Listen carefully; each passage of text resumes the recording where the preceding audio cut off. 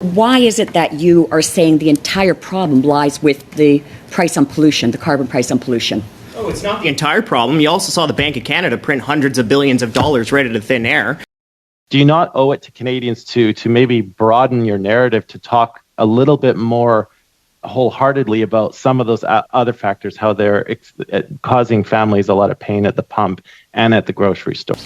Well, I guess my question to properly answer yours is, well, what would you be recommending? Because when I hear that type of questioning, the first thing that comes to mind is a new tax. This guy's garage. Like and subscribe. The more you tax, the less money Canadians have to afford higher groceries. And if you think that you can raise taxes, skim some off the top, and still make people better off through rebates, then I have some Ocean View property in Regina to sell you.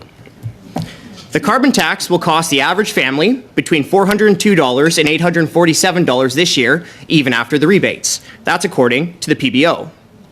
That could be a couple weeks of groceries for a family for, but it's being taxed away. Lower and middle income Canadians, households currently experiencing energy poverty such as single mothers, and seniors living on fixed income will feel the most pain from the second carbon tax, and that's according to the government's own analysis. The higher carbon taxes are layered on top of higher payroll and higher alcohol taxes. 74% of Canadians say families pay too much tax, according to a recent Leger poll. Now, fortunately, you can provide relief for your constituents. You can help make life and groceries more affordable. At the very least, you must stop hiking taxes.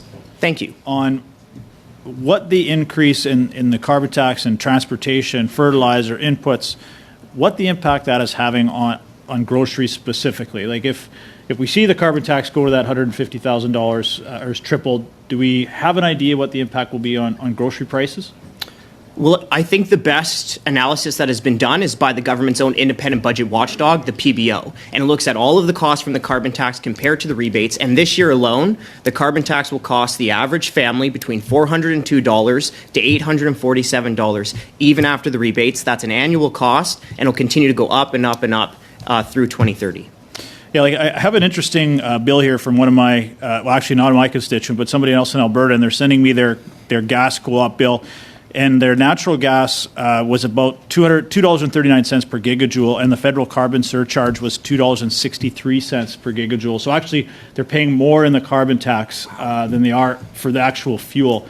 Is this a common story that you're hearing from some of your members? Oh, we hear from so many people, especially during the cold winter months, that is very, very difficult to swallow that type of bill, right? Because we're talking about the necessities in life. We're talking about people having to pay more to fuel up their car to go to work. We're talking about people who have to pay more to keep their homes warm during the cold winter months.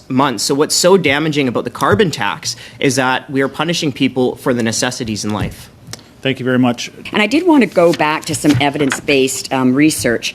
So I was looking, Mr. Terrazzano, at the increase in the price in gasoline between 2021 and 2022. In fact, May 21 to May 22. It went up about 61.2 cents on average across Canada.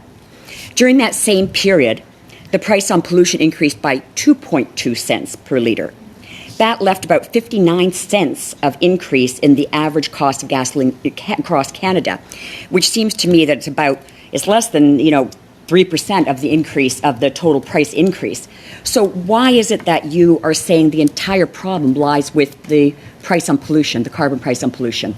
Oh, it's not the entire problem. You also saw the Bank of Canada print hundreds of billions of dollars right out of thin air. So it's not the only problem. I mean, look, the whole point of the carbon tax, Excuse me, I'm asking a specific question about the price on pollution. Ms. Taylor-Roy, Mr. Terrazzano, it is the member's time. In fact, when you look at the charts, what made up the increase was crude oil prices and wholesale margins on refining.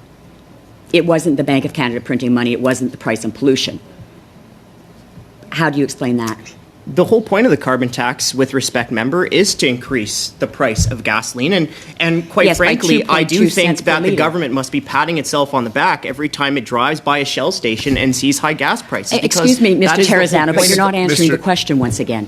I asked you about the 59-cent increase in the average price of gasoline over that period.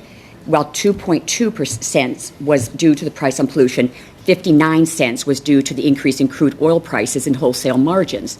So why aren't you focusing on that issue when you're talking about the increase in prices?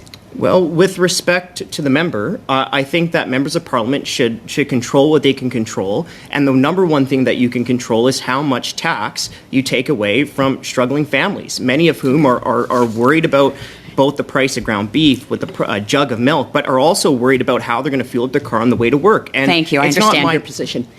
I think I'd like to start my line of questioning with the Canadian Taxpayers Federation. And I want to expand a little bit on Ms. Taylor-Roy's last number of points. One of our witnesses in a previous panel was Jim Stanford, who provided our committee with some helpful graphs. And, I know your position on carbon pricing. I think that's no secret to anyone who's read your briefs on this. But, he was presenting data that showed, oil and gas extraction since 2019 has seen their net profits go up by over 1,000%. Petroleum refining has seen their profits since 2019 go up by 40%. Now, I understand your position on carbon pricing, but do you not think it's a bit of a disservice to Canadians if you're only focusing on carbon pricing, but not talking about how those other net profit, those massive increases are also affecting our farmers and affecting what families are paying at the pump? Do you not owe it to Canadians to maybe broaden your narrative to talk a little bit more wholeheartedly about some of those other factors, how they're causing families a lot of pain at the pump and at the grocery store? Well, I guess my question to properly answer yours is, well, what would you be recommending? Because when I hear that type of questioning, the first thing that comes to mind is a new tax. But I have never heard of a new tax that will make groceries more affordable. In fact, tax increases make everything more expensive. So I'm very concerned whenever I hear that type of questioning. Of course, I've spoken to the person that you mentioned before. So we reject a tax hike. We categorically reject tax hikes. We don't see the problem today as Canadians not paying enough tax. Let me hold you there. So on that point, okay, so you're not in favor of us going after large profitable corporations. Fine.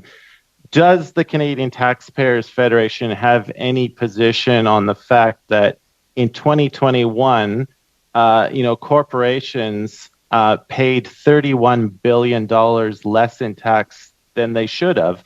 And do you not have any opinion on how that gap in revenue is passed down to working families, forcing them to shoulder more of the burden?